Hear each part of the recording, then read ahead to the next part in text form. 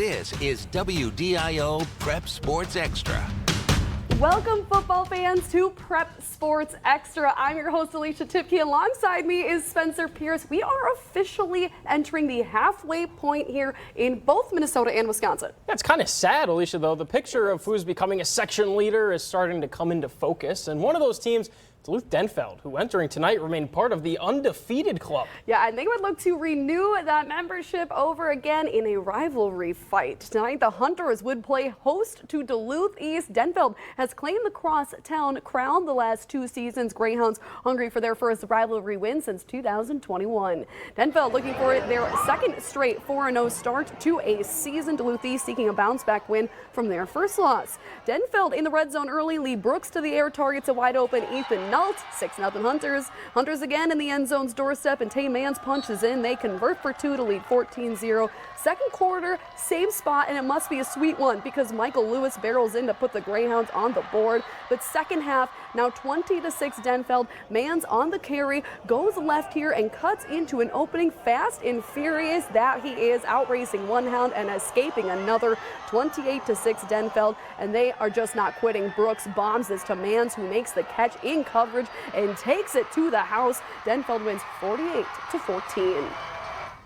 Hermantown made the trek up north to Grand Rapids in an attempt to shake off their first loss. Hawks dropped a close one, 48-44 to North Branch last Friday.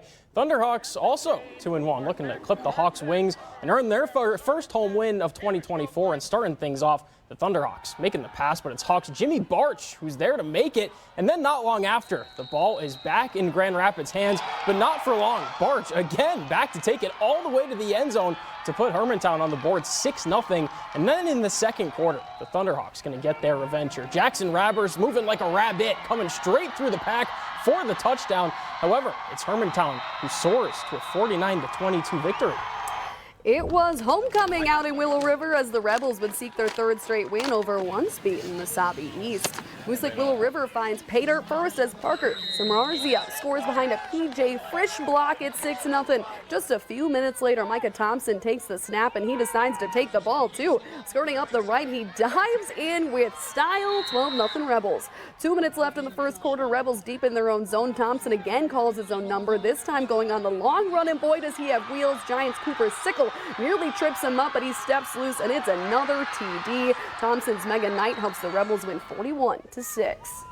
In Section 7A, Southridge working to build off their first win, hosting East Central, still looking to break into the win column. Second quarter, scoreless until Braden Olson gets his paws on this one. He weaves in and out of traffic, and the Eagles take a 6-0 lead. And later, the Eagles threatening again, but Thomas Beargrease poking this one free. So on the other end for Southridge, a little misdirection. Aiden Tondrick finding the end zone here. We'd be knotted up at 6. So now we'd go under 20 seconds until halftime, and the Eagles gonna hit the ground once more. And the big fella, Brock Nelson, coming through. He finds a hole, and he's off to the races, hitting the joystick along the way. Nelson and his neck roll, taking it all the way. It would prove to be a huge, huge touchdown. East Central would win 20-13.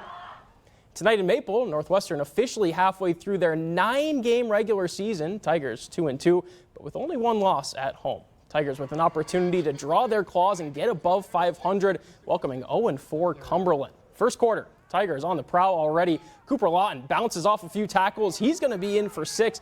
Northwestern goes up a touchdown, but it's 2 that they'll go for, and it's 2 they're going to get. Bryce Ronchi punches it in. Tigers lead 8-0, and then later, Ethan Harms puts one only where Camden Kroll can get it. He climbs the ladder and comes down with it. Alicia, I believe in the industry they call it getting mossed. Tigers up 14-0, and then to make it a perfect drive, Ronchi again in for 2. Northwestern goes up 16-0. They'd cruise to a 68-6 win. Wow, what a commanding win there. But finally tonight, Deer River got an extra special visitor for their home game. The Minnesota State High School League's own storyteller, John Malaya, and the Warriors would pull out a 19-8 victory over previously undefeated Mille Lacs.